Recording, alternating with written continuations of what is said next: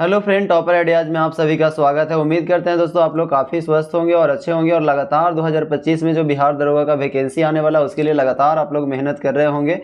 तो इससे पहले हम लोग दोस्तों एरुटेरिया का जो प्रैक्टिस सेट कर रहे थे उसमें से 10 प्रैक्टिस सेट हम लोग कंप्लीट कर चुके हैं, वो भी फुल डिस्कशन के साथ। अगर आप नहीं देखें तो डिस्क्रिप्शन बॉक्स में लिंक दिया गया है, वहाँ से जाकर आप देख सकते हैं। तो आज हम लोग करने वाले हैं सेट नंबर 11 और सेट नंबर 11 में जो क्वेश्चन दिया गया है दोस्तों, पहला क्वेश्चन वो कह रहा है कि सिंधु घाटी सभ्यता के विषय में कौन सा कथन है वो गलत है। तो गलत कथन को आपको चुनना है, ठीक है। तो आपका आंसर हो जाएगा क्या, ऑप्शन नंबर बी हो जाएगा। इसमें कह रहा है कि नक्काशीदार ईंटों का प्रयोग का साक्ष्य जो है कहाँ से, तो लोथल से। तो लोथल यहाँ पे नहीं होगा दोस्तों। नक्काशीदार ईंटों का प्रयोग जो है सबसे प्रयोग का जो साक्ष्य मिला था वो कहाँ से मिला था, तो कालीबंगन से मिला था, ठीक है। अब देखिए सिंधु घाटी की अगर हम बात करते हैं तो इसका खोज जो है दयाराम साहनी के द्वारा 1921 ईस्वी में किया गया है, ठीक है। और यहाँ से कुछ और भी बात ध्यान रखना है। जैसे अगर आपसे पूछता है कि मनके बनाने की कारखाना का साक्ष्य कहाँ से मिला है, तो चुनहुदड़ों से। ध्यान रखना है कि चुनहुदड़ों से मनके बनाने की कारखाना का साक्ष्य मिला है। फिर अगर आपसे पूछता है कि यज्ञ वेदी का साक्ष्य कहाँ से मिला है, ठीक है, तो यज्ञ वेदी का साक्ष्य लोथल एवं कालीबंगा से मिला है, ठीक है। और इस सभ्यता के जो लोग होते थे दोस्तों, वो मिठास का जब प्रयोग करना होता था तो मिठास के लिए शहद का प्रयोग करते थे, ठीक है। और अगर आपसे पूछता है कि चावल के दाने का साक्ष्य कहाँ से मिला है, तो रंगपुर तथा लोथल से क्या मिला है, चावल के दाने का साक्ष्य मिला है, ठीक है।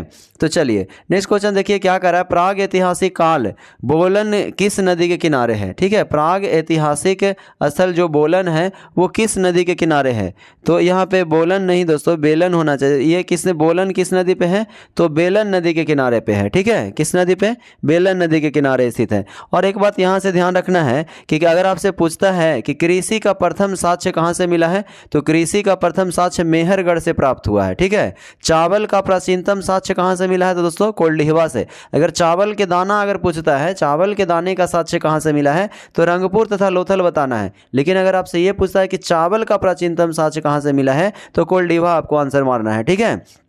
अगर आपसे ये पूछा जाता है कि एक कब्र में मानव के साथ एक बकरी को दफनाने का प्रमाण कहाँ से मिला है, तो मेहरगढ़ से मिला है, ठीक है। और मनुष्य संबंधी जो सबसे पहला प्रमाण मिला है दोस्तों, वो नर्मदा घाटी में देखने को मिलता है। तो ये सभी महत्वपूर्ण प्रश्न है सिंधु घाटी से, सबको ध्यान रखना है, ठीक है। नेक्स्ट क्वेश्चन देखिए कह रहा है कि जैन धर्म के अंतर्गत द्वितीय जैन जो संगति हुई है का आयोजन कब हुआ है, तो जैन धर्म के अंतर्गत जो द्वितीय जैन संगति हुई है दोस्तों, उसका आयोजन कहाँ हुआ है, तो 512 ईस्वी में हुआ है, ठीक है। द्वितीय जैन संगति का आयोजन कब हुआ है, तो 512 ईस्वी में हुआ है, ठीक है। और एक बात यहाँ से ध्यान रखना है कि जैन धर्म का सबसे लोकप्रिय ग्रंथ अगर आपसे पूछता है तो आपको ध्यान रखना है कि कल्पसूत्र जो है क्या है दोस्तों, कल्पसूत्र जो है वो क्या है, जैन धर्म का सबसे प्रमुख ग्रंथ है, ठीक है। और जैन धर्म के संस्थापक कौन थे दोस्तों, तो ऋषभदेव थे। कौन थे, ऋषभदेव जो है जैन धर्म के संस्थापक हुए थे, ठीक है। इस बात को ध्यान रखना है। फिर अगर आपसे पूछे कि जैन धर्म का जो सबसे अंतिम तीर्थकर हुए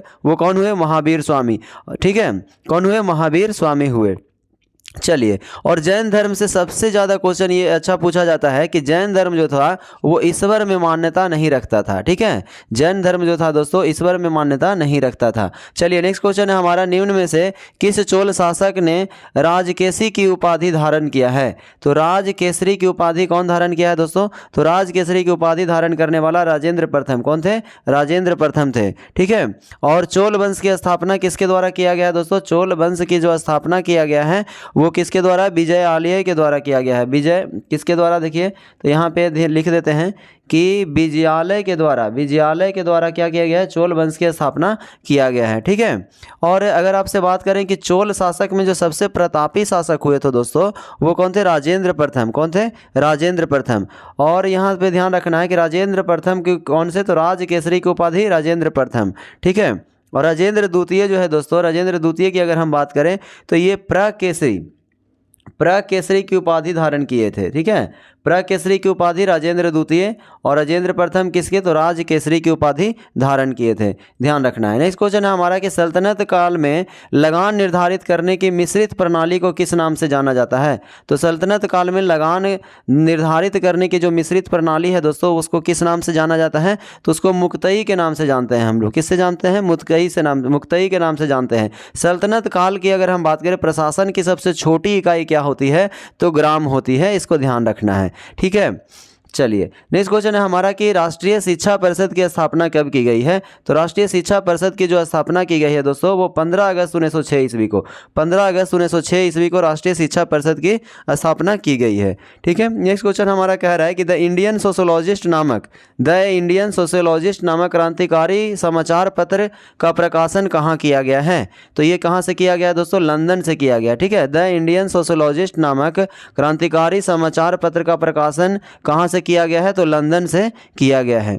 ठीक है, और यहाँ पे ध्यान रखना है कि द श्यामजी कृष्ण वर्मा की अगर हम बात करें दोस्तों तो ये लंदन में ही क्या है एक नए से क्रांतिकारी का जो है गठन किए थे श्यामजी कृष्ण वर्मा के द्वारा, जिसका नाम था क्या, इंडिया हाउस। यानी इंडिया हाउस अगर अब आपसे पूछता है कि इंडिया हाउस का जो है एक क्रांतिकारी संगठन, उसका स्थापना किसके द्वारा किया गया था, तो श्यामजी कृष्ण वर्मा के द्वारा किया गया था। 1905 ईस्वी में किया गया था और कहाँ किया गया था, तो लंदन में ही किया गया था। ठीक है, लंदन में ही किया गया था। ठीक है, इस बात को ध्यान रखना है। चलिए नेक्स्ट क्वेश्चन हमारा क्या है दोस्तों, तो इसका आंसर आपको पता हो गया कि लंदन होगा। ठीक है, नेक्स्ट क्वेश्चन हमारा है कि तिलक द्वारा स्थापित होम रूल लीग का मुख्यालय कहाँ स्थित है। तो तिलक के द्वारा स्थापित होम रूल लीग का मुख्यालय कहाँ स्थित है दोस्तों, पूना में स्थित है। ठीक है, इंडियन होम रूल लीग की स्थापना कब हुआ है, तो अप्रैल 1916 में क्या हुआ है दोस्तों, इसका स्थापना हुआ है। होम रूल लीग का स्थापना कब हुआ है, तो अप्रैल 1916 में स्थापना बाल गंगाधर तिलक के द्वारा किया गया था। इस बात को ध्यान रखना है। चलिए थोड़ा सा कलर चेंज कर लेते हैं। चलिए नेक्स्ट क्वेश्चन देखिए क्या है मेरे भाई,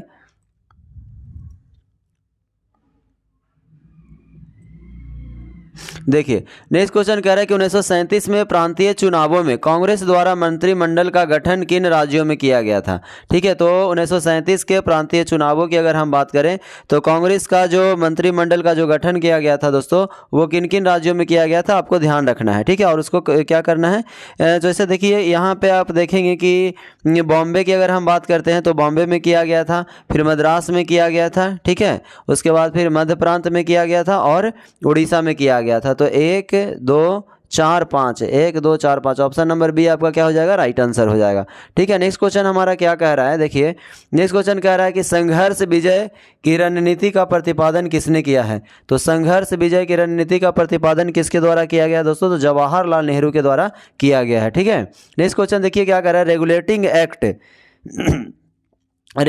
एक्ट 1773 के संबंध में निम्न कथनों पर विचार कीजिए। तो 1773 के रेगुलेटिंग एक्ट के तहत कह रहा है, ऑप्शन नंबर बी में कह रहा है कि कलकत्ता के सुप्रीम कोर्ट की स्थापना की गई थी। ठीक है, तो बिल्कुल सही है मेरे भाई। तो यहाँ पे आप देखिए ऑप्शन इधर दिया गया है, तो सिर्फ और सिर्फ इसमें से क्या पूछा है कि विचार करें। तो यहाँ पे सिर्फ क्या है दोस्तों, फिर देखिए पहला ऑप्शन में आपको दिया गया है कि इस एक्ट के द्वारा बंगाल के गवर्नर को भारत का गवर्नर जनरल बना दिया। तो ऐसा नहीं है दोस्तों, 1773 का जो रेगुलेटिंग एक्ट था उसमें बंगाल के गवर्नर से बंगाल का ही गवर्नर जनरल बनाया गया था, भारत का नहीं बनाया गया था। ठीक है, तो बंगाल का ही क्या बनाया गया था, गवर्नर जनरल बना दिया गया था। तो इस प्रकार से ये ऑप्शन क्या हो जाता है, गलत हो जाता है। सेकेंड ऑप्शन क्या है कि कलकत्ता में एक सुप्रीम कोर्ट की स्थापना की गई थी, तो ये आपका क्या है, सही है। बाकी सभी के सभी ऑप्शन आप पढ़ लीजिएगा, ये सभी जो है गलत हैं। तो इस प्रकार से आप देखिएगा कि इसका आंसर क्या हो जाएगा, केवल बी हो जाएगा। ठीक है, केवल बी सही है। नेक्स्ट क्वेश्चन है हमारा कि वर्ष 1906 में किस भारतीय रियासत ने अपनी पूरी रियासत में प्राथमिक शिक्षा को अनिवार्य बना दिया था। तो 1906 में कौन प्राथमिक शिक्षा को अनिवार्य बना दिया था दोस्तों, तो बड़ौदा की अगर हम बात करते हैं तो बड़ौदा जो है प्राथमिक शिक्षा को अनिवार्य बना दिया था। ठीक है, नेक्स्ट क्वेश्चन देखिए क्या कह रहा है, नेक्स्ट क्वेश्चन है हमारा कि भारत में पहली जनसंख्या नीति की घोषणा कब की गई थी। तो भारत में जो पहली जनसंख्या नीति की घोषणा की गई थी मेरे भाई वो 1976 में, कब किया गया है, 1976 में किया गया है। ठीक है, नेक्स्ट क्वेश्चन कह रहा है कि पूंजीवादी अर्थव्यवस्था में उत्पादित वस्तुओं का विभिन्न व्यक्तियों के बीच वितरण किस प्रकार से होता है। तो किस प्रकार से होता है दोस्तों, तो व्यक्तियों की क्रय क्षमता के अनुसार वितरण होता है। ठीक है, व्यक्तियों की क्रय क्षमता के अनुसार क्या होता है, वितरण होता है। ठीक है। नेक्स्ट क्वेश्चन देखिए क्या कह रहा है मेरे दोस्त। नेक्स्ट क्वेश्चन कह रहा है कि माही सुगंधा किस फसल की किस्म है। तो उस किस्म से आपसे बार बार क्वेश्चन पूछा जाता है, तो आज आपको किस्म के संबंधित बहुत सारा क्वेश्चन आपको बताने वाले हैं। जैसे माही सुगंधा किस फसल की किस्म है अगर आपसे पूछता है तो माही सुगंधा धान की किस्म है, ठीक है। तो धान की और भी जैसे किस्म है, जैसे माही सुगंधा, जया, कृष्णा, बारानी दीप, ये सभी जो है दोस्तों क्या क्या है। जैसे माही सुगंधा एक हो गया, ठीक है। फिर दूसरा है क्या, जया, ठीक है। दूसरा क्या है, जया है। फिर अगर कृष्णा पूछता है आपसे कि कृष्णा किसका किस्म है, तो कि जया हो गया, कृष्णा है, माही सुगंधा, ये सभी के सभी किसका है दोस्तों, धान का है। अगर आपसे हम बताएं कि चलिए सरसों का आपसे पूछ लेता है, तो बरूना सबसे ज़्यादा पूछा जाता है सरसों का, कि बरूना किसका किस्म है, तो सरसों का है, ठीक है। पूसा गोल्ड पूछेगा कि पूसा गोल्ड, तो पूसा गोल्ड भी है मेरे भाई, पूसा गोल्ड भी किसका है, तो सरसों का ही है। पूसा गोल्ड है या फिर बरूना है या फिर आपसे पीताम्बरी कहता है, ठीक है, तो ये भी क्या है, सरसों का है, ठीक है। ध्यान रखिए। अब जरा देखिए गेहूं का पूछा जाएगा, गेहूं का क्या क्या पूछा जाता है। अगर पूसा गोल्ड पूछेगा तब तो क्या हो गया, सरसों। लेकिन पूसा मंगल पूछे कि पूसा मंगल किसका है, तो पूसा मंगल गेहूं का है। किसका है मेरे भाई, गेहूं का है। कहेगा सोनालिका किसका है, सोनालिका, तो सोनालिका भी किसका है मेरे भाई, तो सोनालिका भी गेहूं का ही है, ठीक है। अगर आपसे पूछता है कि सोनारा 64, सोनारा 64, सोनारा 64 किसका किस्म है, तो ये भी गेहूं का ही है, ठीक है, याद रखना है। कहेगा कल्याण सोना, सबसे ज़्यादा पूछा जाता है कि कल्याण सोना किसका किस्म है, तो कल्याण सोना भी मेरे भाई गेहूं का ही किस्म है। तो यहाँ से दोस्तों थोड़ा सा समय आपको ज़्यादा जरूर लग रहा होगा, लेकिन बहुत सारे क्वेश्चन हम कवर करने का प्रयास कर रहे हैं, ठीक है। देखिए नेक्स्ट क्वेश्चन क्या है, कंपनियों की उत्पादकता में वृद्धि का आर्थिक प्रभाव क्या है। तो कंपनियों की उत्पादकता में वृद्धि का आर्थिक प्रभाव क्या है मेरे भाई, तो ये सकल घरेलू उत्पाद में वृद्धि है। क्या है, सकल घरेलू उत्पाद में वृद्धि। ऑप्शन नंबर ए आपका राइट आंसर होने वाला है। नेक्स्ट क्वेश्चन हमारा कह रहा है कि स्वतंत्रता के समय देश की लगभग कितनी प्रतिशत जनसंख्या कृषि पर निर्भर थी। तो जिस समय स्वतंत्रता के समय दोस्तों देश के लगभग 75% जनसंख्या जो है कृषि पे ही निर्भर हुआ करता था, ठीक है। अभी वर्तमान में अगर हम बात करें तो 42 से 45% जो है श्रम की अगर हम बात करें तो 42 से 45% श्रम शक्ति जो है क्या है, सॉरी 42 से 45% जो है दोस्तों कृषि पे ही निर्भर अभी भी करता है, ठीक है। नेक्स्ट क्वेश्चन है हमारा, अंतर्राष्ट्रीय कृषि विकास कोष की स्थापना किस वर्ष की गई है। तो अंतर्राष्ट्रीय कृषि विकास कोष की स्थापना किस वर्ष की गई है मेरे भाई, तो 1977 में किया गया। कब किया गया है, अंतर्राष्ट्रीय कृषि विकास कोष की स्थापना 1977 में किया गया है, ठीक है। नेक्स्ट क्वेश्चन देखिए, चलिए अगला है क्वेश्चन हम लोगों का कि निम्नलिखित में से कौन सा देश जो है स्थल रुद्ध नहीं है। तो कौन सा देश स्थल रुद्ध नहीं है दोस्तों, कोलंबिया की अगर हम बात करते हैं तो कोलंबिया जो है स्थल रुद्ध देश नहीं है, ठीक है। कोलंबिया जो है स्थल रुद्ध देश नहीं है। बोलीविया हो गया, पराग्वे हो गया दोस्तों, ये दोनों स्थल रुद्ध देश हैं। स्थल रुद्ध देश का मतलब ये होता है कि चारों तरफ से क्या होना चाहिए, लैंड का बाउंड्री होना चाहिए, ठीक है। तो वो क्या होता है, स्थल रुद्ध देश होता है। तो कह रहा स्थल रुद्ध देश नहीं है तो कोलंबिया है। तो इसका मतलब है कि कोलंबिया का कोई ना कोई हिस्सा ऐसा होगा जो क्या होगा, समुद्र से बाउंड्री लग रहा होगा, ठीक है। नेक्स्ट क्वेश्चन हमारा क्या कह रहा है, निम्न में से कौन कीट का उदाहरण नहीं है। तो कीट का उदाहरण कौन नहीं है, तो कीट का उदाहरण जो है दोस्तों मकड़ी की जब हम बात करते हैं तो मकड़ी जो है कीट का उदाहरण नहीं है। मकड़िया का क्या होता है दोस्तों, पंख नहीं होते हैं, इसलिए ये कीट का उदाहरण नहीं है। कीट में होता क्या है, तो कीट में जो है दोस्तों कीट में पंख होना जरूरी होता है, ठीक है। मकड़ी कीट नहीं है क्योंकि कीट जो है आर्थ्रोपोडा से संबंधित होता है और मकड़ियों का जो है दोस्तों पंख नहीं होता है, ठीक है। इस बात को ध्यान रखना है। बाकी सभी खटमल की बात करें, मच्छर की अगर हम बात करते हैं, मक्खी की बात करते हैं, तो ये सभी के सभी क्या होता है दोस्तों, जो सभी के सभी पंख होते हैं, ठीक है, ध्यान रखना है। और मकड़ी का पंख नहीं होता है, तो पंख नहीं होता है तो इसका मतलब क्या है, ये कीट नहीं है, ठीक है। नेक्स्ट क्वेश्चन है हमारा, भारत में गरीबी रेखा का मापन किस आधार पर किया जाता है। तो गरीबी रेखा का जो मापन है दोस्तों किस आधार पर, तो घरेलू उपभोग पे, घरेलू उपभोग पे, कि घर में कितना उसका खर्च होता है, खर्च कितना होता है, कितना वो सामान खरीदता है, इसी के आधार पे हम क्या करते हैं, गरीबी रेखा का मापन का आधार जो है घरेलू उपभोग पे हम लोग करते हैं, ठीक है। नेक्स्ट क्वेश्चन है हमारा कि स्वच्छता स्वतंत्रता से अधिक महत्वपूर्ण है, यह किसने कहा था। स्वच्छता जो है स्वतंत्रता से अधिक महत्वपूर्ण है, ये महात्मा गांधी का कथन था। किनके द्वारा कहा गया है दोस्तों, महात्मा गांधी के द्वारा कहा गया है। नेक्स्ट क्वेश्चन है हमारा कि हाल ही में इंटरनेशनल ओलंपिक कमेटी के द्वारा, हाल ही में इंटरनेशनल ओलंपिक कमेटी के द्वारा किसे ओलंपिक ऑर्डर से सम्मानित किए जाने की घोषणा की गई है। तो ओलंपिक ऑर्डर से सम्मानित किए जाने दिलाने के लिए घोषणा अभिनव बिंद्रा को किया गया है। और ये जो पुरस्कार है दोस्तों, इससे पहले इंदिरा गांधी को दिया गया था। किसे दिया गया था? तो इंदिरा गांधी को दिया गया था। ठीक है, नेक्स्ट क्वेश्चन है हमारा कि T20 एशिया कप 2025 मेजबानी के कौन सा देश करेगा? तो T20 एशिया कप 2025 की मेजबानी कौन देश करेगा मेरे भाई? तो भारत के द्वारा किया जाएगा। किसके द्वारा? भारत के द्वारा किया जाएगा। ठीक है, भारत के द्वारा जो है किया जाएगा। और वही अगर हम बात करें 2027 में होने वाला जो एक दिवसीय पुरुष एशिया कप की मेजबानी कौन करेगा? तो बांग्लादेश करेगा।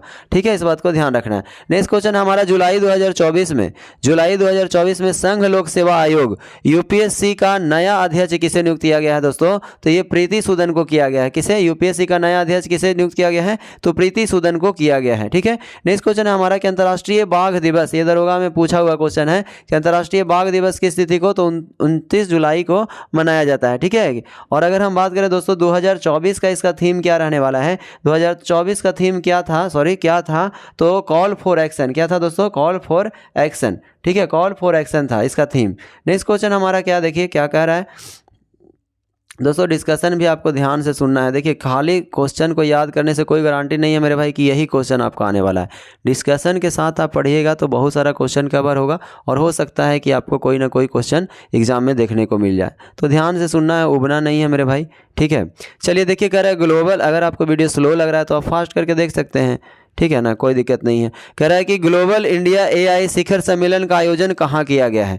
तो ग्लोबल इंडिया एआई शिखर सम्मेलन का आयोजन कहाँ किया गया है? तो ये आपका ये कहाँ किया गया है मेरे भाई? तो ये नई दिल्ली में किया गया। ठीक है, कहाँ किया गया है? नई दिल्ली में किया गया है। ग्लोबल इंडिया एआई शिखर सम्मेलन का आयोजन नई दिल्ली में हुआ है। ठीक है, नेक्स्ट क्वेश्चन है हमारा कि ऑपरेशन इंदिरावती भारत सरकार द्वारा किस देश से नागरिकों को निकालने के लिए चलाया गया है? ठीक है, कह रहा है कि ऑपरेशन इंदिरावती भारत सरकार के द्वारा किस देश के नागरिकों को निकालने के लिए चलाया गया है दोस्तों? तो ऑपरेशन इंदिरावती जो चलाया गया है वो हैती को निकालने के लिए चलाया गया। और हैती की राजधानी की अगर हम बात करते हैं दोस्तों, देखिए राजधानी भी आपसे पूछा जाता है तो ध्यान रखिएगा, पोर्ट और प्रिंस आप इसका क्या है दोस्तों? राजधानी है पोर्ट और प्रिंस। ठीक है, पोर्ट ऑफ प्रिंस इसका क्या है? हैती का राजधानी है। ठीक है, इसका आंसर क्या हो जाएगा? ऑपरेशन इंदिरावती भारत सरकार द्वारा किस देश से नागरिकों को निकालने के लिए चलाया गया है? तो भारतीय नागरिकों को हैती से निकालने के लिए ऑपरेशन इंदिरावती चलाया गया और इसका राजधानी क्या है? पोर्ट ऑफ प्रिंस है। ठीक है, नेक्स्ट क्वेश्चन हमारा है कि पेरिस ओलंपिक में अवनी लखेरा ने स्वर्ण पदक जीता है, उसका संबंध जो है किस खेल से है? तो अवनी लखेरा का संबंध किस खेल से है मेरे भाई? तो इनका संबंध जो है शूटिंग से है। ठीक है, अवनी लखेरा का संबंध किससे है? शूटिंग से है। और ये कौन सा राज्य के रहने वाले हैं दोस्तों? तो ये राजस्थान के जो है दोस्तों रहने वाले हैं। ठीक है, इस बात को ध्यान रखना है। नेक्स्ट क्वेश्चन है हमारा कि 48 वर्षों में पहली बार अरब सागर में भूमि से समुद्र की ओर चक्रवात बना, इसका नाम क्या है? तो कह रहा है 48 वर्षों में पहली बार अरब सागर से भूमि से समुद्र की ओर चक्रवात बना है, इसका नाम क्या है दोस्तों? तो इसका नाम आसना है। और इसका नामकरण कौन किया है? ये बार बार पूछा जाता है, तो नामकरण इसका पाकिस्तान के द्वारा किया गया है। ठीक है, इस बात को ध्यान रखना है। इसकी दिशा क्या है दोस्तों? भूमि से समुद्र की ओर चक्रवात बना है और इसका नाम क्या है? आसना है। और इसका नामकरण कौन किया है? पाकिस्तान किया है। ठीक है, नेक्स्ट क्वेश्चन है हमारा कि हाल ही में आरबीआई के गवर्नर के रूप में किसे नियुक्त किया गया है? तो हाल ही में आरबीआई के गवर्नर के रूप में जो है संजय मल्होत्रा को नियुक्त किया गया है। ठीक है, और ये कितने गवर्नर होंगे मेरे भाई? तो ये 26वें गवर्नर होंगे। ठीक है, आरबीआई के कितने गवर्नर होंगे? तो 26वां गवर्नर होंगे। ठीक, चलिए कुछ और बात को यहाँ पे ध्यान रख लेते हैं। जैसे अगर आपसे पूछता है कि राष्ट्रीय मानवाधिकार आयोग के अध्यक्ष कौन है? तो बी सुब्रमण्यम। क्या है दोस्तों? बी सुब्रमण्यम। ठीक है, बी सुब्रमण्यम राष्ट्रीय मानवाधिकार आयोग के अध्यक्ष कौन हो गए? बी सुब्रमण्यम। अगर आपसे पूछता है इसरो के अध्यक्ष, तो इसरो के भी अध्यक्ष कौन है दोस्तों? बी नारायणन है मेरे भाई। ठीक है, चलिए नेक्स्ट क्वेश्चन है हमारा कि भारत का पहला जनरेशन बीटा बेबी बॉय किस राज्य से प्राप्त हुआ है? तो भारत का पहला जनरेशन बीटा बेबी बॉय जो है दोस्तों मिजोरम से प्राप्त हुआ है। कहाँ से? मिजोरम से प्राप्त हुआ है। नेक्स्ट क्वेश्चन है हमारा आरिफ मोहम्मद खान बिहार के कौन से राज्यपाल के रूप में शपथ लिए हैं? तो आरिफ मोहम्मद खान जो है दोस्तों बिहार के 42वें राज्यपाल के रूप में शपथ लिए हैं। और ये किनका स्थान लेंगे दोस्तों? तो ये जो है राजेंद्र विश्वनाथ आर्लेकर के स्थान पे आए हैं। अब बिहार के राज्यपाल कौन है दोस्तों? आरिफ मोहम्मद खान, ठीक है। और ये किसमें बने हैं? तो 42वें राज्यपाल बने हैं, इस बात को ध्यान रखिए। नेक्स्ट क्वेश्चन देखिए, कह रहा है कि 20वां G20 शिखर सम्मेलन 2025 का आयोजन कहाँ किया जाएगा? 20वां G20 शिखर सम्मेलन 2020 का 20वां G20 शिखर सम्मेलन का जो 2025 में आयोजन किया जाएगा मेरे भाई, वो साउथ अफ्रीका में। कहाँ किया जाएगा? साउथ अफ्रीका में। इससे पहले की अगर हम बात करें 19वां G20 शिखर सम्मेलन की अगर हम बात करें, G20 शिखर सम्मेलन की अगर हम बात करें मेरे भाई, तो ये कहाँ किया गया था? तो ये ब्राज़ील में किया गया था, ठीक है, ब्राज़ील में किया गया था। अब इस बार कहाँ किया जाएगा 25 में? तो साउथ अफ्रीका में किया जाएगा, ठीक है, ध्यान रखना है, ठीक है। अब हम बात करते हैं यहाँ पे कि G20 की स्थापना कब हुई थी, ये भी पूछ लिया जाता है। तो G20 की स्थापना जो है दोस्तों 26 सितंबर 1999 को इसकी स्थापना किया गया है। और इसमें कुल सदस्य की संख्या की अगर हम बात करें तो 19 देश शामिल है, ठीक है। और एक जो है यूरोपियन यूनियन शामिल है, और एक जो है दोस्तों अफ्रीकन यूनियन शामिल है, ठीक है। तो 19 देश है, एक यूरोपियन यूनियन है और एक अफ्रीकन यूनियन है, ये शामिल है, ठीक है, इस बात को ध्यान रखना है। चलिए नेक्स्ट क्वेश्चन है हमारा, ऑपरेशन कामधेनु किस राज्य की पुलिस द्वारा शुरू किया गया है? तो ऑपरेशन कामधेनु की जो शुरुआत किया गया है दोस्तों, वो जम्मू कश्मीर, किसके द्वारा? जम्मू कश्मीर के द्वारा शुरू किया गया है, ठीक है। चलिए नेक्स्ट क्वेश्चन है हमारा कि मेजर ध्यानचंद खेल रत्न पुरस्कार 2024 से कितने खिलाड़ियों को सम्मानित किए जाने की घोषणा की गई है? तो 4 खिलाड़ियों को सम्मानित किए जाने की घोषणा की गई है। कौन कौन है दोस्तों? ध्यान रखिएगा, मन्नू भाकर हैं। एक कौन है? मन्नू भाकर, जिनके बारे में आपको पता होगा कि ये शूटिंग से संबंधित है। किससे संबंधित है मेरे भाई? शूटिंग से संबंधित है। दूसरा कौन है? हरमनप्रीत कौर, ठीक है, हरमनप्रीत कौर नहीं, हरमनप्रीत सिंह। ये किससे संबंधित है दोस्तों? तो ये हॉकी से संबंधित है। हरमनप्रीत सिंह किससे संबंधित है? हॉकी से। तीसरा कौन है दोस्तों? तीसरा जो है हमारा प्रवीण कुमार की अगर हम बात करें तो ये एथलेटिक्स से संबंधित है। और एक कौन है दोस्तों? डी गुकेश हैं। तो चारों का नाम याद रखना है। कह रहा मेजर ध्यानचंद खेल रत्न पुरस्कार 2024 में कितने व्यक्तियों को दिया गया है? ठीक है, तो कितने व्यक्तियों को दोस्तों? 4 व्यक्तियों को दिया गया है। कौन कौन है? एक है मन्नू भाकर जो शूटिंग से संबंधित है, दूसरा हरमनप्रीत सिंह है जो हॉकी से संबंधित है, और तीसरा है आपका प्रवीण कुमार जो कि एथलेटिक्स से संबंधित है, चौथा है आपका डी गुकेश जो कि क्या है? शतरंज से संबंधित है। तो देखिए ये क्वेश्चन में 1 मिनट आपको समय दिए, लेकिन इससे क्वेश्चन अगर मेजर ध्यानचंद खेल रत्न पुरस्कार से 100% क्वेश्चन पूछा जाता है, तो अगर आ जाता है दोस्तों तो आपका गलत बिल्कुल नहीं होगा, ठीक है, ध्यान रखना है। चलिए नेक्स्ट क्वेश्चन है हमारा कि बीइंग इंडिया 2024 का सम्मेलन कहाँ हुआ है? तो बीइंग इंडिया 2024 का जो सम्मेलन हुआ है मेरे भाई, वो कहाँ हुआ? हैदराबाद में। कहाँ हुआ है? हैदराबाद में हुआ है, ठीक है। चलिए अब यहाँ पे देखिए बीइंग इंडिया 2024 का आयोजन हैदराबाद में हुआ है। अगर आपसे ये क्वेश्चन पूछता है मेरे भाई कि सर्वश्रेष्ठ हवाई अड्डा पुरस्कार किसे मिला है? तो सर्वश्रेष्ठ हवाई अड्डा पुरस्कार जो है दोस्तों 2 को मिला है। एक तो कैंपेगौड़ा जो कि बेंगलुरु में है, और दूसरा जो है दिल्ली के इंदिरा गांधी हवाई अड्डा को मिला है। कैंपेगौड़ा हवाई अड्डा बेंगलुरु में है और इंदिरा गांधी हवाई अड्डा दिल्ली में है, जिसको सर्वश्रेष्ठ हवाई अड्डा का पुरस्कार दिया गया है। इस बात को भी ध्यान रखना है। चलिए नेक्स्ट क्वेश्चन है हमारा कि हाल ही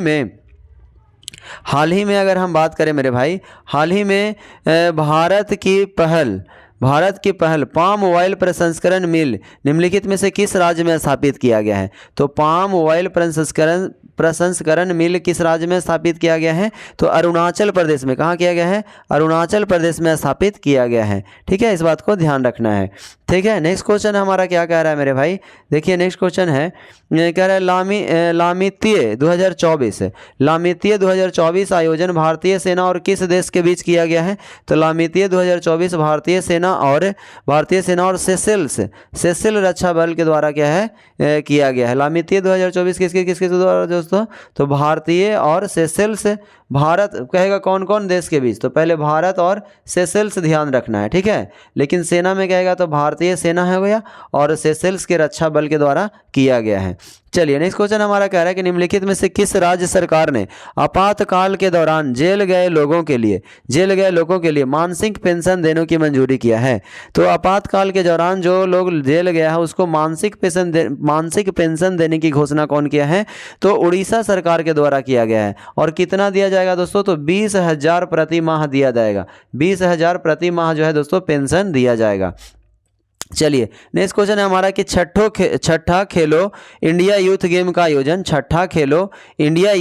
आयोजन किस राज्य में किया गया है? तो किस राज्य में किया गया है? तो तमिलनाडु में किया गया है। ठीक है, कहाँ किया गया है? तमिलनाडु। और इसमें अगर हम बात करें तो सबसे ज़्यादा जो है पदक कौन जीता है दोस्तों? 158 पदक के साथ जो है महाराष्ट्र की अगर हम बात करें तो महाराष्ट्र जो है प्रथम स्थान पे है। ठीक है, दूसरा स्थान पे कौन है दोस्तों? हरियाणा है। हरियाणा जो है 103 पदक जीता है और इसके साथ जो है हरियाणा जो है दोस्तों हरियाणा दूसरा स्थान पे रहा है। ठीक है, तो छठे खेलो इंडिया यूथ गेम्स का आयोजन कहाँ हुआ है? तो तमिलनाडु में हुआ है। कहाँ हुआ है मेरे भाई? तो तमिलनाडु में हुआ है। ठीक है, और 158 पदक के साथ महाराष्ट्र प्रथम स्थान पे रहा है और 103 पदक के साथ जो है हरियाणा दूसरे स्थान पे रहा है। चलिए नेक्स्ट क्वेश्चन देखिए, कह रहा है संगीत कला निधि पुरस्कार 2024। संगीत कला निधि पुरस्कार 2024 की बात करें तो TM कृष्णा, कौन दोस्तों? TM कृष्णा को मिला है। संगीत कला निधि पुरस्कार TM कृष्णा को दिया गया है। ठीक है, चलिए नेक्स्ट क्वेश्चन हमारा क्या कह रहा है मेरे भाई? कह रहा है कि चूज द करेक्ट सेंटेंसेस।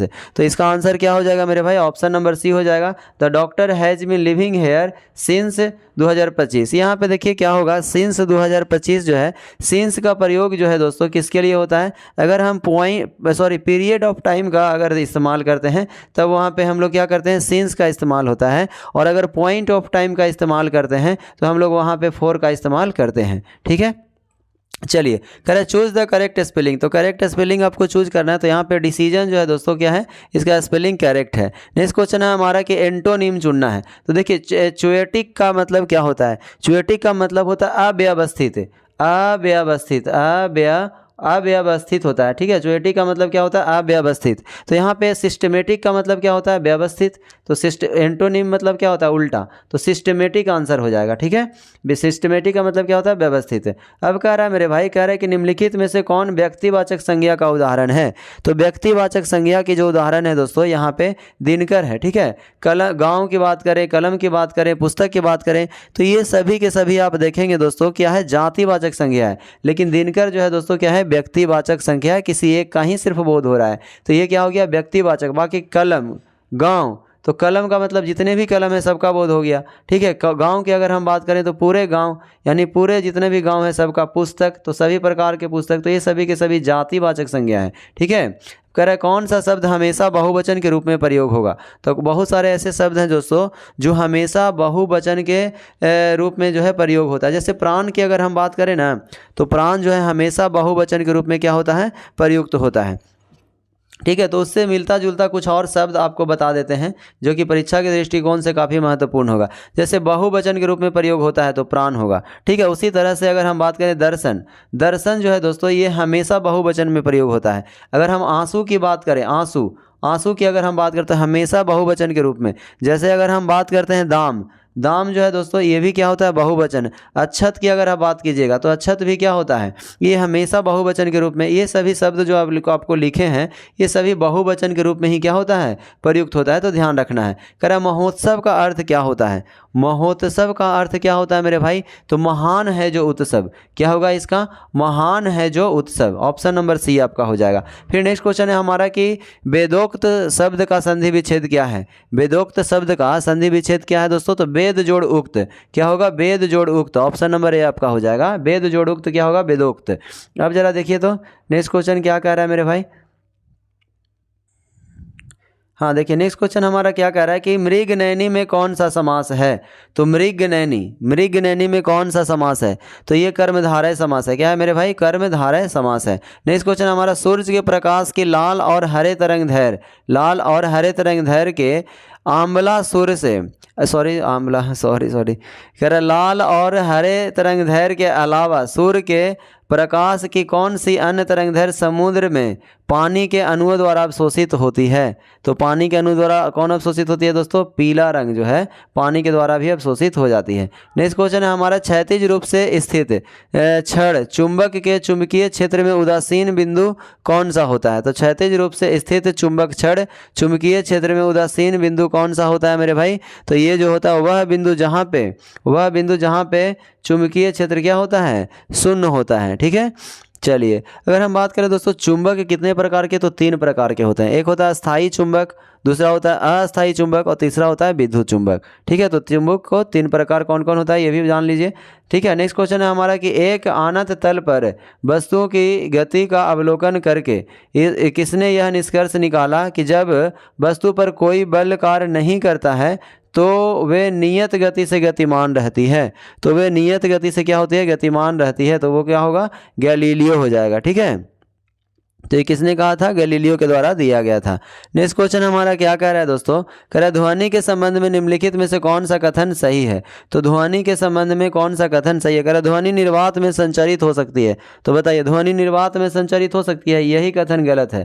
ध्वनि के जो चलने के लिए दोस्तों हमेशा माध्यम की आवश्यकता होती है, माध्यम की आवश्यकता होती है। माध्यम क्या क्या हो सकता है, तो माध्यम आपका हवा हो सकता है, माध्यम आपका स्टील हो सकता है, माध्यम आपका लोहा हो सकता है ना। तो किसी न किसी माध्यम का, यानी सीधा बात समझ लीजिए कि माध्यम के लिए दोस्तों ध्वनि को संचारित होने के लिए हमें माध्यम की आवश्यकता होती है। माध्यम सॉलिड हो सकता है, लिक्विड भी हो सकता है और गैस भी हो सकता है। ठीक है, सॉलिड, लिक्विड और गैस तीनों हो सकता है। ठीक है, नेक्स्ट क्वेश्चन हमारा क्या कर रहा है, टोकामक नामक उपकरण निम्नलिखित में से किस प्रकार के हैं। तो टोकामक नामक उपकरण जो है दोस्तों किस प्रकार के हैं। तो टोकामक नामक जो उपकरण है वो परमाणु है। क्या है, परमाणु प्रकार के क्या है दोस्तों, ईंधन है। नेक्स्ट क्वेश्चन है हमारा, सेंटीमीटर ग्राम सेकंड यानी सीजीएस प्रणाली में चुंबकीय तीव्रता का मात्रक क्या होता है। तो सीजीएस प्रणाली में चुंबकीय तीव्रता का जो मात्रक होता है वो क्या होता है, ऑस्ट्रेड होता है। क्या होता है, ऑस्ट्रेड होता है। ठीक है, अब देखिए ऑस्ट्रेड आया है तो यहाँ पे एक बात आपको बता देते हैं कि ऑस्ट्रेड के द्वारा जो है नियम दिया गया है जिसको हम ऑस्ट्रेड का नियम कहते हैं। इस नियम में होता क्या है कि जब एक स्थिर विद्युत धारा किसी तार से होकर के गुजरती है तो इसके पास क्या होता है, इसके चारों तरफ जो चुंबकीय क्षेत्र बनाती है उसी को हम ऑस्ट्रेड का नियम कहते हैं। ठीक है, और सीजीएस प्रणाली में चुंबकीय तीव्रता का मात्रक क्या होता है दोस्तों, ऑस्ट्रेड होता है।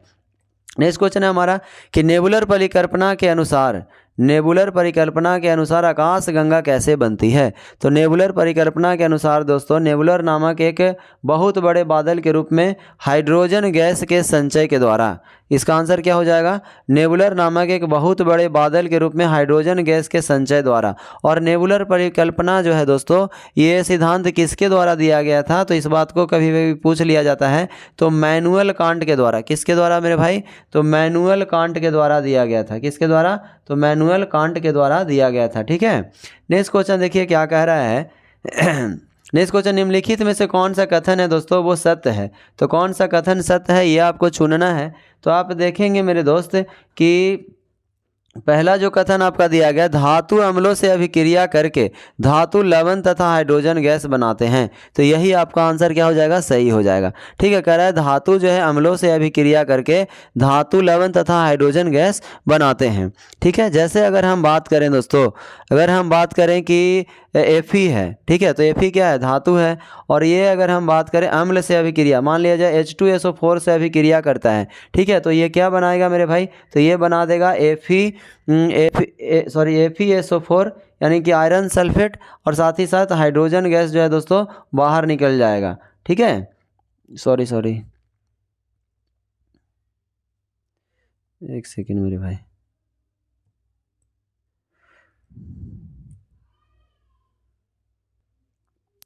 तो देखिए इसका आंसर क्या हो गया मेरे भाई, तो ऑप्शन नंबर ए आपका सही आंसर है। ठीक है, तो कौन सा कथन सत्य है, तो यही सत्य है। ठीक है, नेक्स्ट क्वेश्चन देखिए क्या कह रहा है कि निम्नलिखित में से कौन एलईडी अर्धचालक प्रौद्योगिकी में प्रयुक्त धातुओं में से एक है।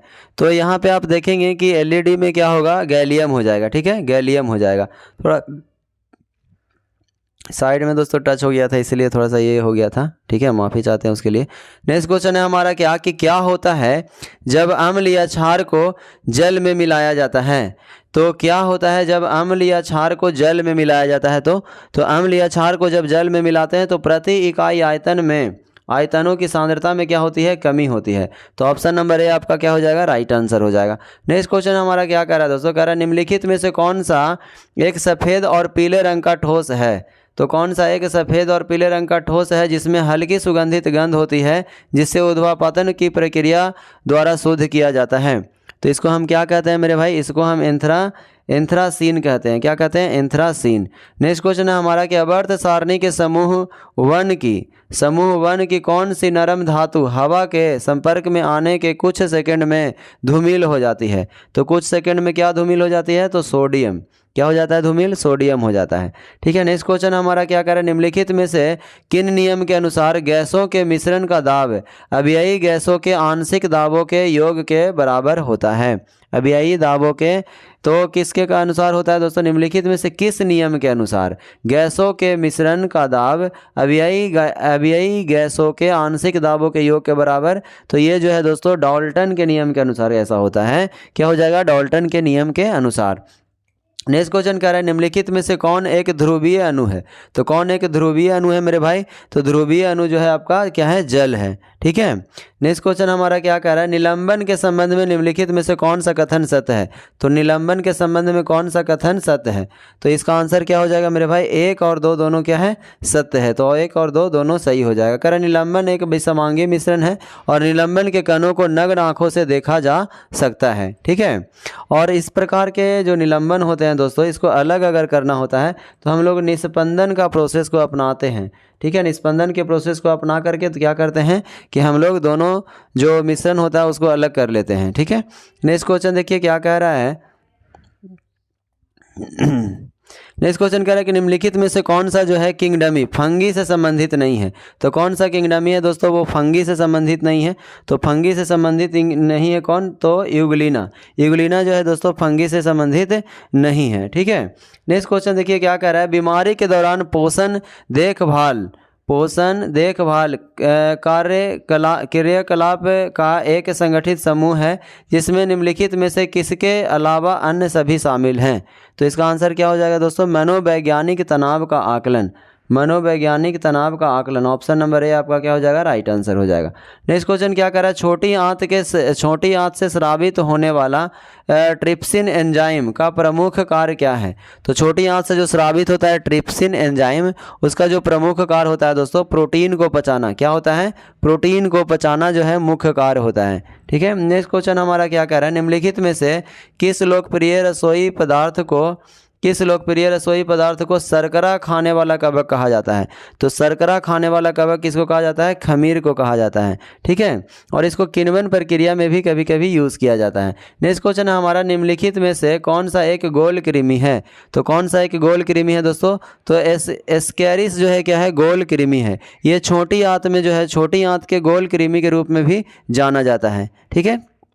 और अगर इसके संक्रमण हो जाता है तो इसके संक्रमण से अगर हम बात करें तो रक्तस्राव, अनिद्रा हो गया, ट्यूमर हो जाता है, अल्सर हो जाता है या फिर मृत्यु भी हो सकता है। ठीक है। इस बात को ध्यान रखना है। और ये कहाँ पाया जाता है? छोटी आंत में। नेक्स्ट क्वेश्चन है हमारा कि जोड़ों के बीच मौजूद द्रव को 2 जोड़ों की गति को आसान बनाता है। ये क्या कहलाता है दोस्तों? तो सोनोवियल कहलाता है। यानी कि 2 जोड़ों के बीच में पाया जाता है और जोड़ों के बीच जो है पाया जाता है, जिसके कारण जो है मूवमेंट में यानी कि गति में आसानी होती है। तो इसको हम सोनोवियल कहते हैं। नेक्स्ट क्या है कि जुगाली करने वाला पशु जैसे मवेशियों में क्या मौजूद होता है? तो जुगाली करने वाला पशु जैसे मवेशियों में क्या मौजूद होता है? जो मौजूद जीवाणु सेलुलोज के पाचन में मदद करता है। तो इसको क्या कहते हैं? रुमेन कहते हैं। क्या कहते हैं? रुमेन कहते हैं। यानी कि ये जो है दोस्तों रुमेन की अगर हम बात करें तो वैसी मवेशी जो जुगाली करता है उसमें क्या होता है? पाया जाता है। ठीक है। इसको ध्यान रखना। और सेलुलोज को पचाने में क्या करता है? मदद करता है ये। नेक्स्ट क्वेश्चन है हमारा कि मानव शरीर का निम्नलिखित में से कौन सा भाग मानव शरीर के निम्नलिखित में से कौन सा भाग या ग्रंथियाँ शरीर के तापमान को बनाए रखता है? तो शरीर को तापमान को बनाए वाला जो ग्रंथि है दोस्तों वो हाइपोथैलेमस ग्रंथि है। क्या है? हाइपोथैलेमस ग्रंथि है। ठीक है। नेक्स्ट क्वेश्चन देखिए क्या कह रहा है। हाइपोथैलेमस ग्रंथि की अगर हम बात करें तो शरीर को ही तापमान करता है, शरीर के तापमान को विनियमित करने का ही सिर्फ काम नहीं करता है, बल्कि पिट्यूटरी ग्रंथ का नियंत्रण करता है, तनाव को नियंत्रण करता है। ठीक है, ये सभी को नियंत्रण करने का काम कौन करता है दोस्तों? हाइपोथैलेमस ग्रंथि करता है। नेक्स्ट क्वेश्चन हमारा, पुष्प का कौन सा भाग जो है स्त्री केसर के शीर्ष पर चिपचिपी सतह है? ठीक है, स्त्री केसर के शीर्ष पर चिपचिपी सतह है, यह पराग को फंसाकर रखता है। तो ये क्या हो जाएगा दोस्तों? वर्तिकाग्र होगा। इसका ये काउंट करता है तो वर्तिकाग्र के द्वारा किया जाता है। नेक्स्ट क्वेश्चन हमारा, निम्नलिखित में से कौन सा रोग मच्छर के काटने से नहीं होता है? तो कौन सा रोग है दोस्तों मच्छर के काटने से नहीं होता? हेपेटाइटिस सॉरी, हेपेटाइटिस क्या होता है दोस्तों? मच्छर के काटने से नहीं होता है। ठीक है, इसको ध्यान रखना है। मच्छर ये जो है दोस्तों किसके साथ होता है? तो ये वायरस से होता है। ठीक है, ये किससे होता है? वायरस से होता है। और इससे क्या प्रभावित होता है? तो यकृत इससे प्रभावित होता है। इस बात को ध्यान रखना है। विश्व हेपेटाइटिस दिवस अगर आपसे पूछता है कि विश्व हेपेटाइटिस दिवस, तो 28 जुलाई को मेरे भाई विश्व हेपेटाइटिस दिवस मनाया जाता है। और यहाँ से देखिए एक बात और ध्यान रख लेना है, जो क्वेश्चन पूछा जाता है, जैसे अगर डेंगू के बारे में अगर आपसे पूछता है तो डेंगू क्या होता है? डेंगू जो है दोस्तों वायरस से होने वाला क्या है? वायरस से होने वाला बीमारी है। तो वायरस से होने वाला कौन सा है? और ये जो है दोस्तों एडिज एडेप्टिज मच्छर के द्वारा होता है। किसके? एडिज एजेप्टी मच्छर के काटने से ही डेंगू होता है। ठीक है, अगर आपसे मलेरिया के बारे में पूछ लेता है तो ध्यान रखना है कि मलेरिया के बारे में जब पूछता है आपसे क्वेश्चन तो क्या पूछेगा? पूछेगा कि कौन से परजीवी के कारण? तो प्लाज्मोडियम परजीवी के कारण जो है दोस्तों मलेरिया होता है। अब मादा एनोफिलीज मच्छर के द्वारा मलेरिया फैलता है। देखिए, एडिज एजिप्टीज मच्छर से डेंगू, मादा एनोफिलीज मच्छर से क्या? मलेरिया फैलता है। और अगर आपसे पूछता है कि विश्व मलेरिया दिवस, तो 25 अप्रैल को, 25 अप्रैल को हम बताएं विश्व मलेरिया दिवस। वही हम बताएं कि 28 जुलाई को विश्व हेपेटाइटिस दिवस मनाया जाता है। चलिए नेक्स्ट क्वेश्चन देखिए क्या कह रहा है कि अरब सागर में निम्नलिखित में से किस महासागर का विस्तार है? तो अरब सागर में किस महासागर का विस्तार है दोस्तों? तो हिंद महासागर का विस्तार है। और ये एकमात्र ऐसा महासागर है दोस्तों जिसका नाम जो है किसी देश के नाम पे रखा गया है। ठीक है, इस बात को ध्यान रखना है। प्रशांत महासागर जो है विश्व का सबसे बड़ा गहरा महासागर के नाम से भी जाना जाता है। नेक्स्ट क्वेश्चन है हमारा, गोविंद सागर या भाखड़ा नांगल परियोजना निम्न से किस राज्य में स्थित है? तो भाखड़ा नांगल परियोजना या गोविंद सागर परियोजना जो है मेरे भाई वो हिमाचल प्रदेश में, कहाँ है? हिमाचल प्रदेश में स्थित है। ठीक है, और ये कौन सा नदी पे है ये भी पूछा जाता है, तो सतलुज नदी पे है। ठीक है, इस बात को ध्यान रखना है कि सतलुज नदी पर ये है। ठीक है, ध्यान रखना है। चलिए अब जरा देखिए तो निम्नलिखित में से कौन सा पत्थर लोहे जैसे सभी आधार धातुओं को सोने में परिवर्तित कर सकता है? तो देखिए कहा जाता है कि पारस पत्थर जो है दोस्तों कि लोहे जैसे सभी आधार धातुओं को जो क्या कर सकता है? सोने में परिवर्तित कर सकता है। आप सोने भी होंगे। हरित क्रांति के संदर्भ में निम्नलिखित कथन में से कौन सा कथन जो है वो गलत है? गलत को चुनना है। ठीक है, तो हरित क्रांति के संबंध में जो है दोस्तों इसे वर्षा पोषित क्षेत्रों में लागू किया गया था। तो ये कहना बिल्कुल क्या होगा? गलत होगा। ऑप्शन नंबर ए ही आपका क्या है? गलत स्टेटमेंट है।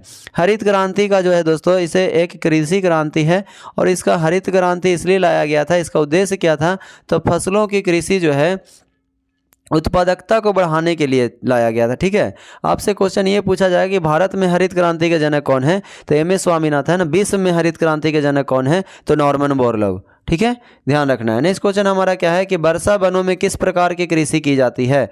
तो वर्षा वनों में जो कृषि होती है मेरे भाई वो किस प्रकार की होती है? तो कर्तन एवं दहन कृषि होती है। वर्षा वन में कैसा होती है? तो कर्तन एवं दहन कृषि की जाती है। ठीक है, शुष्क कृषि कहाँ होता है? तो शुष्क कृषि वहाँ किया जाता है जहाँ का जो किसान है वो सिर्फ और सिर्फ सिंचाई पे निर्भर नहीं होता है बल्कि प्राकृतिक वर्षा और नमी पे ही निर्भर रहता है, यानी सिंचाई का साधन उपलब्ध नहीं होता तो उसको हम कहते हैं शुष्क कृषि।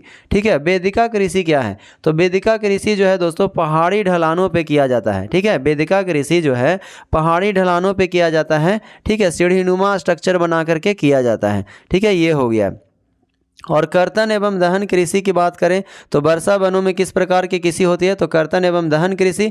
कर्तन और दहन कृषि को हम लोग क्या कहते हैं, शिफ्टिंग कल्टीवेशन के नाम से भी जानते हैं, इस बात को ध्यान रखना है। लेटेराइट मिट्टी का निर्माण निम्नलिखित में से किस कारण से, तो लेटेराइट मिट्टी का जो निर्माण हुआ है दोस्तों वो निच्छालन से हुआ है। किससे हुआ है, निच्छालन से हुआ है। ठीक है, मिट्टी के निच्छालन से ही लेटेराइट मिट्टी का निर्माण हुआ है। ठीक है, और लेटेराइट मिट्टी जो है दोस्तों ज़्यादातर उच्च तापमान एवं उच्च वर्षा वाले क्षेत्रों में पाया जाता है। ठीक है, और राज्य की अगर हम बात करें तो जैसे कर्नाटक, केरल, तमिलनाडु, मध्य प्रदेश, उड़ीसा, असम वाले क्षेत्र में जो है दोस्तों ये ज़्यादातर लेटेराइट मिट्टी पाए जाते हैं। और लेटेराइट मिट्टी की अगर हम बात करें दोस्तों तो इसमें कॉफ़ी की उत्पादन जो है काफ़ी अधिक मात्रा में की जाती है। ठीक है, कॉफ़ी उत्पादन के लिए उपयुक्त मिट्टी क्या है, तो लेटेराइट मिट्टी, ये भी आप कह सकते हैं। नेक्स्ट क्वेश्चन हमारा, शैवाल और लाइकेन किस प्रकार के वनों में पाए जाते हैं, तो शैवाल और लाइकेन किस प्रकार के वनों में पाए जाते हैं मेरे भाई, तो ये जो है आपका टुंड्रा वन में, शैवाल और लाइकेन जो है टुंड्रा वन में पाया जाता है। ठीक है, और टुंड्रा वन, और ये जो वन होते हैं दोस्तों वो कम वर्षा और अत्यधिक ठंडा तापमान वाला वन होता है। ठीक है, और ये चलिए ठीक है, और ये हम बात करते हैं उष्णकटिबंधीय वर्षा वन की। जब हम बात करते हैं तो ये ऐसा वर्षा वन होता है दोस्तों जिसमें लगातार पूरे वर्ष क्या होती है, वर्षा होती रहती है। ठीक है, इस बात को ध्यान रखना है। चलिए नेक्स्ट क्वेश्चन हमारा क्या है, भारत सरकार द्वारा तापमान, वर्षा, पवन आदि से संबंधित डेटा एकत्र करने और मौसम का पूर्वानुमान लगाने के लिए जिम्मेदार भारतीय मौसम विभाग की स्थापना कब की गई है, तो कब किया गया दोस्तों, 1875 ईस्वी में किया गया है। ठीक है, नेक्स्ट क्वेश्चन है हमारा, संरचनात्मक भूविज्ञान निम्नलिखित में से किससे संबंधित है, तो संरचनात्मक भूविज्ञान जो है दोस्तों वो सेल संरचनाओं के विकास के रूप और वर्गीकरण तंत्र के कारण ही जो है दोस्तों ये संबंधित है। ठीक है, ध्यान रखना है।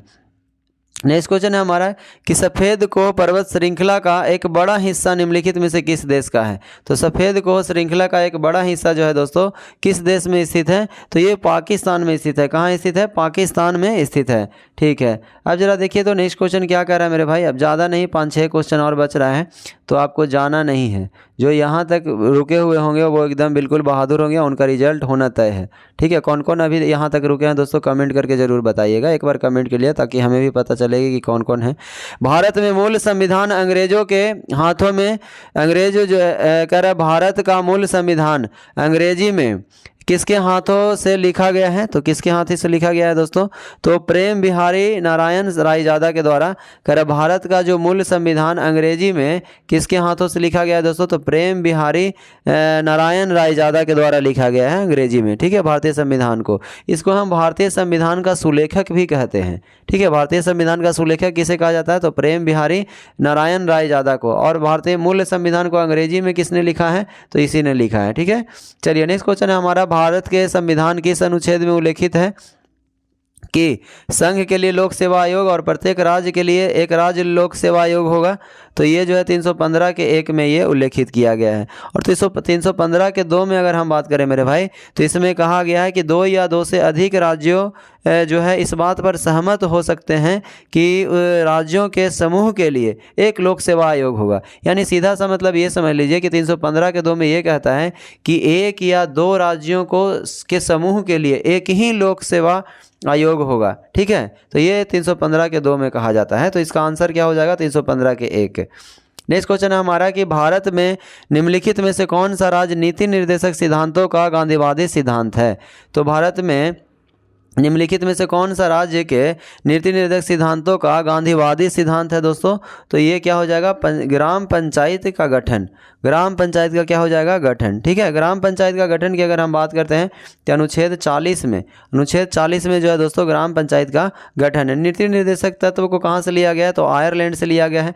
भाग की अगर हम बात करते हैं तो भाग 4 में जो है दोस्तों इसका वर्णन किया गया है। ठीक है, और अनुच्छेद 36 से 51 तक जो है दोस्तों नीति निर्देशक सिद्धांत दिया गया है। ठीक है, चलिए नेक्स्ट क्वेश्चन हमारा, निम्नलिखित में से किस संवैधानिक संशोधन ने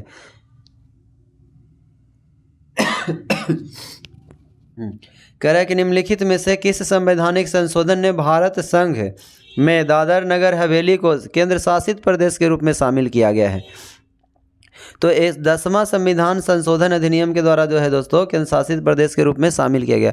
देखिए 10वां संविधान संशोधन 1961 हुआ था और इसके तहत जो है दोस्तों दादर नगर हवेली को 7वें केंद्र शासित प्रदेश के रूप में शामिल किया गया था।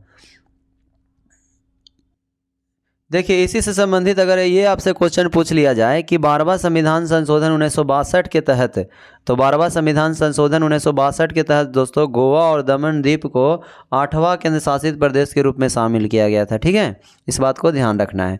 नेक्स्ट क्वेश्चन है हमारा कि सांस्कृतिक व शिक्षा का अधिकार का उद्देश्य क्या है। सांस्कृतिक शिक्षा एवं अधिकार का उद्देश्य क्या है?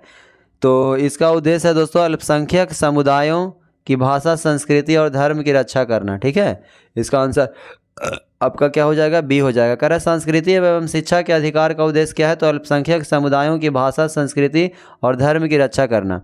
और यहाँ पे आपको एक बात बता दे मेरे भाई कि अल्पसंख्यक संस्कृति एवं शिक्षा का अधिकार में जो हमारा मौलिक अधिकार है दोस्तों, इसके अंतर्गत में 2 अनुच्छेद हम लोग देखते हैं। एक तो अनुच्छेद 29 और दूसरा जो होता है अनुच्छेद 30 आता है। ठीक है, तो अनुच्छेद 29 क्या कहता है? अनुच्छेद 29 का ये कहता है कि अल्पसंख्यक के हितों की सुरक्षा की गारंटी देता है। कौन? अनुच्छेद 29। अल्पसंख्यक के हितों की सुरक्षा की गारंटी कौन देता है? अनुच्छेद 29। और अनुच्छेद 30 कहता है कि अल्पसंख्यक को अपनी पसंद का शैक्षणिक संस्थान की स्थापना कर सकता है या फिर वहाँ पे प्रशासन करने के अधिकार की गारंटी कौन देता है? अनुच्छेद 30 देता है। ठीक है, इस बात को ध्यान रखना। निम्नलिखित में से किस आयोग ने सिफारिश की थी कि राज्यपाल की नियुक्ति निष्पक्ष होनी चाहिए? किस आयोग ने यह सिफारिश किया था कि राज्यपाल की नियुक्ति जो है दोस्तों वो निष्पक्ष होनी चाहिए? तो सरकारिया आयोग के द्वारा ये किया गया था। ठीक है, सरकारिया आयोग की अगर हम गठन की बात करें तो 1983 ईस्वी में सरकारिया आयोग की गठन हुई है। फजल आली आयोग की गठन की अगर हम बात करें मेरे भाई तो 1953 में फजल आली आयोग की गठन हो गई है। राजमन्नार आयोग की अगर हम बात करते हैं तो 1969 में राजमन्नार आयोग, कभी कभी क्रम दे देता है कि सबसे पहले कौन आयोग की स्थापना हुआ, तो 1983 में सरकारिया आयोग, ठीक है, 1953 में फजल आली आयोग और 1969 में राजमन्नार आयोग। आपका क्वेश्चन पूछ रहा था कि किस आयोग ने सिफारिश किया था कि राज्यपाल की नियुक्ति निष्पक्ष होनी चाहिए? तो सरकारिया आयोग आपका आंसर हो जाएगा।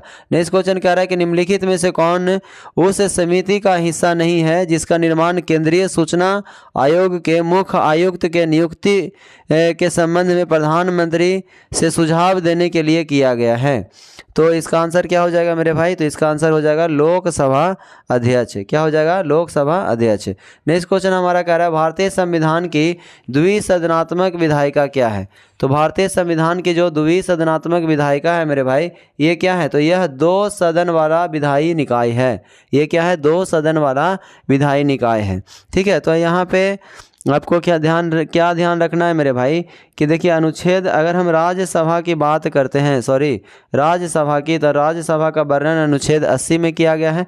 और राज्यसभा में जो है दोस्तों, राज्यसभा में टोटल अधिकतम संख्या जो होती है वो सदस्यों की संख्या 250 होती है। ठीक है, और 250 में से 12 सदस्यों को तो मनोनयन होता है और बाकी बचा 238 सदस्य जो है दोस्तों वो राज्यों से लिए जाते हैं। इस बात को ध्यान रखना है। ठीक है, चलिए नेक्स्ट क्वेश्चन देखिए अब क्या कह रहा है। बस 2 क्वेश्चन और बचा है। निम्नलिखित में से कौन सा प्रस्ताव किसी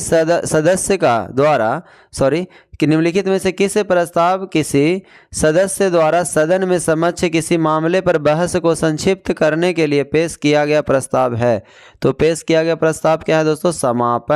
समापन है। ठीक है, नेक्स्ट क्वेश्चन क्या कह रहा है कि 2 या 2 से अधिक राज्यों के बीच विवाद जो है सर्वोच्च न्यायालय के किस क्षेत्र के अधिकार के अंतर्गत आता है? 2 या 2 से अधिक राज्यों के बीच विवाद सर्वोच्च न्यायालय के किस क्षेत्राधिकार के अधीन आता है? तो ये जो है दोस्तों उसके मौलिक क्षेत्राधिकार के अधीन आता है। ठीक है, तो इस प्रकार से दोस्तों ये सेट जो है कंप्लीट हो गया, 11 नंबर सेट। चलिए उम्मीद करते हैं दोस्तों ये प्रैक्टिस सेट आपको काफ़ी अच्छा लगा होगा। किस प्रकार से मतलब आपको इस तरह का डिस्कशन मिल रहा है, आपको कैसा लग रहा है, आप कमेंट करके ज़रूर बताइएगा। और इसमें कोई त्रुटि रह जाता हो या फिर कुछ इंप्रूवमेंट करना हो दोस्तों तो आप सजेस्ट कर सकते हैं। चलिए मिलते हैं अगले प्रैक्टिस सेट के साथ, जब तक के लिए धन्यवाद।